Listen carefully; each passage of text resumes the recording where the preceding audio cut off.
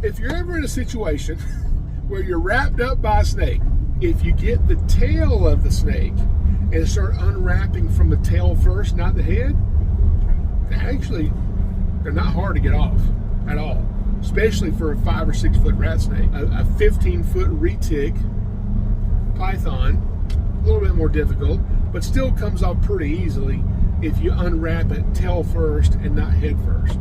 So just keep that in mind, just in case it ever happens to you.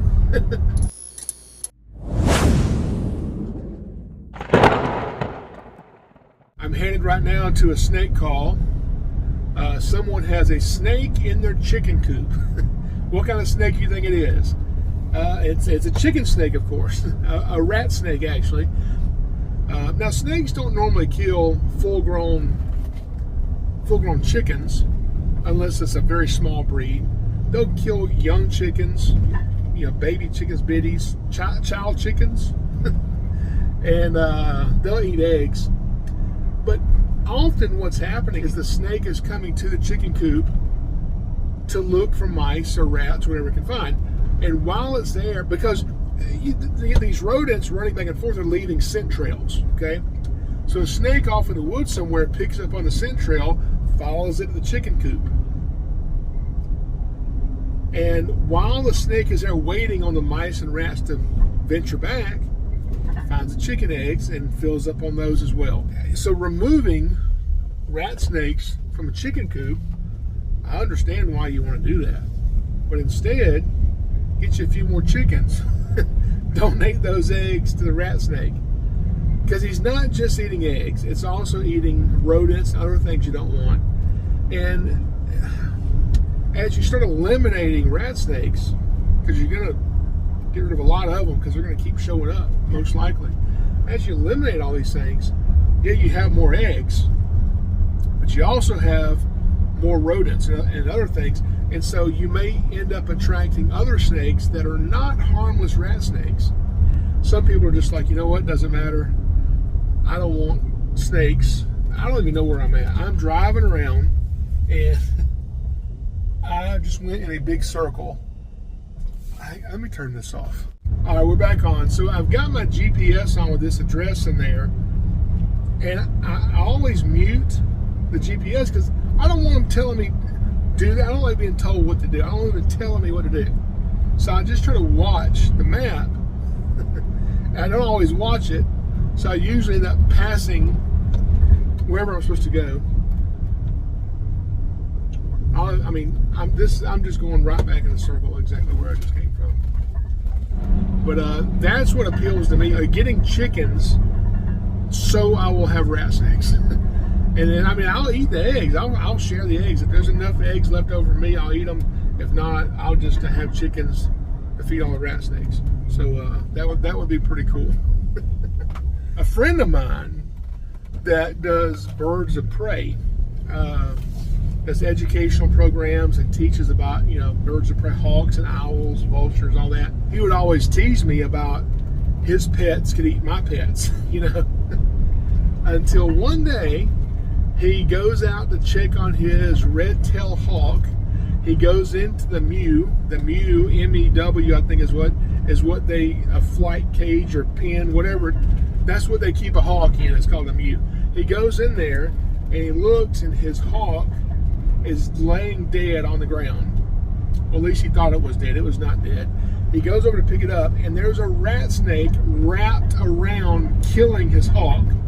But his hawk is still alive, and he's not a snake person. He doesn't know how to get the snake off. He ends up killing the snake in the process of getting it off his hawk, and the hawk did survive. Now, I since taught him how to easily unwrap a snake off of you. So, if you're ever in a situation where you're wrapped up by a snake, whether it's a little rat snake wraps around you, or maybe you're vacationing in the Amazon and you get attacked by an anaconda, and you grab the snake by the head and try to uncoil him from your body, you can do it, but it's difficult to do, especially if it's a reticulated python. That's hard to do. However, if you get the tail of the snake and start unwrapping from the tail first, not the head, they're not hard to get off at all. especially for a 5 or 6 foot rat snake. A 15-foot retic python, a little bit more difficult, but still comes off pretty easily if you unwrap it tail first and not head first. So just keep that in mind, just in case it ever happens to you. This is it. So we're at the house. This is where there's a snake and chicken. Now listen, I'm saying I'm going to get a snake out of a chicken coop, and I'm telling you it's a rat snake. I don't know that. I went to get a snake out of a chicken coop one time before, and it was not a rat snake. It was actually 2 pretty large rattlesnakes. So you can watch that video here. Pretty cool video. Okay, I'm here. Let's get out and go see if we can catch us. I'm guessing rat snake. We'll see. Hey, puppy. Hey, how are you? How are you? Hey, is there a snake over here? Is there a snake over here in your chicken coop? Huh? A snake in your chicken coop? Where's he at? You show me where he's at. You show me where he's at.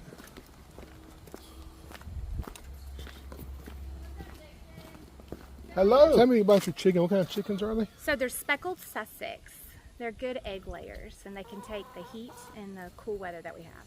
And how many eggs you normally get from them? At least 1 a day. And I've got 6 chickens. And I haven't had eggs in days. It's just a black snake, so it's been there for a couple days since the weekend. Okay. And I thought it might do its own thing, but I'm not getting the eggs. Oh, you know? yeah. And I'm like, okay, I gotta do something about it. Like, I kind of thought the rain might have brought it in, because of where it's at. But, yeah. It's just, I don't know. And I mean, You see them often here? You get a lot of rat snakes in here? No. I had 2 a long time ago, like the beginning of the year, but my teenage son was still here because he went to college, and they just took him way, way, way back out in the field. Yeah. And I've only seen 1. Okay. He's in the house. Come on, girls. I came to clean after the rain because I shut this when the chicken, when it rained. Okay. But he's in the back in the top corner. So he's up in there. Girls, move it. Alrighty. Let's see. Oh yeah, I see him. He looks pretty big. It's a nice chicken coop you got here. Thank you. You know, I shut it when it rains and let him stay dry. yeah. Are you just gonna grab him? How do you want me to get him? Oh, you Jesus, mean to talk him out of here? Yeah. Oh my God. Yeah. So he looks pretty fat. Yeah. He or she, I don't know. And so that's why you don't have any eggs. So when I pick these guys up, you want me to show you how to do it? No. Okay. So he's turning his head toward me. I'm just going to put my hand on it. Let it feel me. Hey, fella. He's putting his head over here at me. Hey, buddy. You want to come out here with me? Can you come see me? He's kind of hanging on. Yeah, come on out here for me, fella. No, don't go that way. Yeah, there we go. Come here, buddy. No, don't go that way. Don't go that way. Oh, he's trying to hold on there, so I'm just going to pull him out. And he just musked all over me. And you see his tail? Yeah. You hear that? So he will rattle his tail. And often it'll hit against things, and people will think they found a rattlesnake. Oh my God. He's doing it again there. Okay. For that. Oh my God. He's a big boy. Heck yeah, it is. Hey, fella. Yeah. And see, like when you're gentle with them, you can just pick them up. Now, the worst thing of what he just did to me is Ow. Okay, there we go. So now he's biting me. Holy crap. He just bit me. Oh my But God, there's a little snake bite. And it looks worse than it is, Yeah. but it doesn't really hurt. Okay. So Watch out, girls. he's wrapping around. Oh, there we go. Got another bite. Oh my God. Here, let me sit you down and unwrap you off here. I'm gonna let him just uncool himself. Yeah. There we go. All right, fella. We'll get you outside here. There's a couple little snake bites there. All right. There we go. of here without falling. Go. Shoot. Yeah. If you give him a minute to calm down, he'll try to find some place to climb. And he should just climb up you and just kind of sit there and chill out. It's just like when he was wrapping around that thing the chickens roost on, and I was kind of holding and pulling him. That kind of scares him. So once he don't crawl all through my blood on my arm, I'll do that. Yeah. So then once you get them out and you're not like grabbing onto them or yeah. So I'm not like, you know, grabbing him behind the head, squeezing him. I'm just kind of letting him sit on me. And as long as he does that, he doesn't really care much about it. See? Nothing to it. What do you think, dog? Thanks in my blood. See? Yeah, you need to stay away from snakes. I've been watching. I thought I haven't had eggs in a few days, so I said it's time. What do you think, buddy? Wow. Now what will you do with it? We'll just relocate him. Mm-hmm. Alright, I'm saving your number too. Yeah. Bless it. Yep, not for me. Not for me at all. He's exploring, trying to find somewhere to hide. That's a big old head to explore there, fella. So when we release these snakes, we can't take them 2 or 3 miles away. Yeah. You can't take them really far from wherever their habitat is to release them. Okay. You have to kind of keep them fairly close. Because if you do that, they normally don't survive that. A lot of people will say, yeah, if you get a rat snake, bring him to my house, turn him loose in my barn. Yeah, I live across town.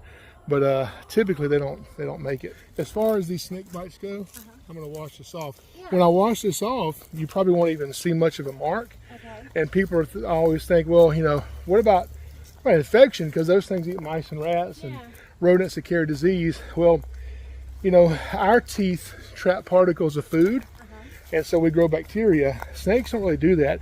So, of course, they can have bacteria in their mouth, but they don't have the bacteria load that we have.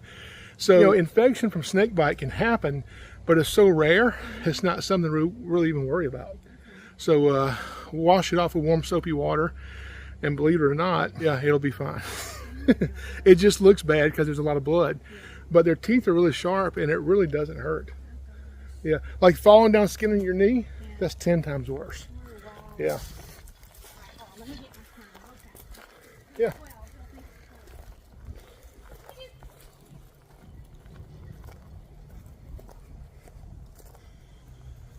Now, if I'd have had both hands free, I didn't have to pull on the snake because I just unwrapped him. It wouldn't have bit, but because I'm holding the camera, you know, he bit. So, but not a big deal. I think I have some pillowcases in the van. Yeah, I hadn't put them up. I'm waiting on you guys. I'm just trying to find I've got a pillowcase full of pillowcases. What do you think? Isn't that cool? Yeah, we can let it bite you if you want. See? Hardly any blood at all. He's pretty big, isn't it? He's been eating good. Heck yeah, he has. Yeah. He just walked right up there and grabbed him.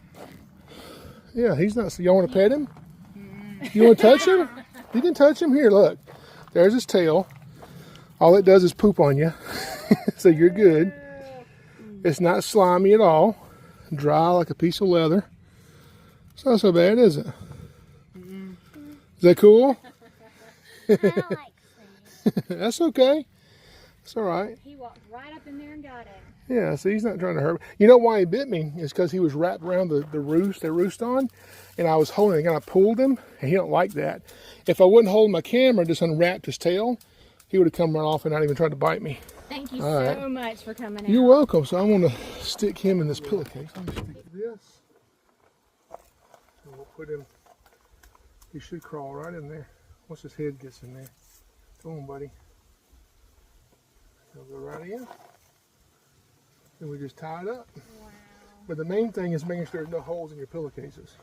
Oh, then you got a snake loose in your car. Oh my gosh. So he's pretty heavy. That's where all your eggs are right there. Oh my gosh. Yeah. Because yeah, I haven't had eggs in 2 days now. That's how heavy he is. And weighs a lot. It feels like I would let you hold him, but you probably couldn't hold him up. You don't have the strength. Yeah, you don't have the muscles, do you? That's kind of cool, isn't it? He's a heavy snake. It's vibrating. Yeah, he'll vibrate his tail, and if it hits leaves and things, it'll make a sound. People think it's a rattlesnake. Is that cool? You get to get the next one. I showed her how to do it. Yeah, you just walk Yeah, in there. he's vibrating his tail in the bag. I can feel Oh, it. wow. Yeah, that's cool. Oh, wow. All right, well, thank y'all. Thank you so much. All right, I'm saving your number. Okay. Oh, here, let me give you this brochure. So this has all your snakes of Georgia in it, okay? And then if you open it up, it shows you county by county where all your venomous ones live and where they don't. Okay. All right? Oh my gosh. I can have that. What do you say? Thank you. You're welcome. Thank you. And I'm going to clean the blood off my arm. Oh. Come on, thank you. You're very welcome. Do you want to come in and wash your hands? No, I'm good. I got some stuff in here. I do have some special stuff I use to clean off a snake bite like this. I mean, he got me pretty good. Now, you can get the same stuff if you do get a bite from a of course, a venomous snake is much different. But if you get a bite from just a non-venomous snake, there's some stuff you can get to clean it off with. And I've used it for years. It actually works really good. It's called water. And all I do with this is I just pour it on there. Try to get this dried blood now and get all this stuff off.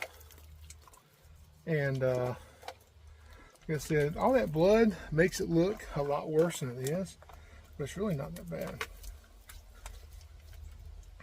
And it didn't even hurt. It's like, you know, you get briars in the woods, briar scratches. I promise you, it hurt. Briars would hurt worse than that. What that snake just did. There's really nothing to it.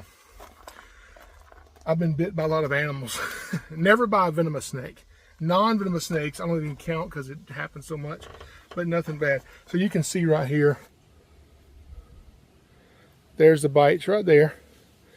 You can see they've got a couple rows of teeth, and it wrapped all the way around my wrist because that's a pretty big snake. So he actually got me pretty good. So, like I was telling Jennifer, when we go to release a snake like this, a lot of people will say, well, bring him to my house. You know, I got rats in my barn and there's other rat snakes that live here. He'll have a great life. I won't mess with him, have a lot of land. That's what a lot of people do. I used to do that many years ago. And they've done studies on this. And one study I know of, they told me that every snake in the study died when it was relocated. Even into suitable habitat where other rat snakes live. And people say, well, why is that? Why would the snake die? Well, you have to understand snakes and how they think and, you know, what they know. So this rat snake, it'll lay eggs in, you know, late spring, early summer. Takes them a couple months to hatch. And when she lays her eggs, she leaves them. She doesn't hang around.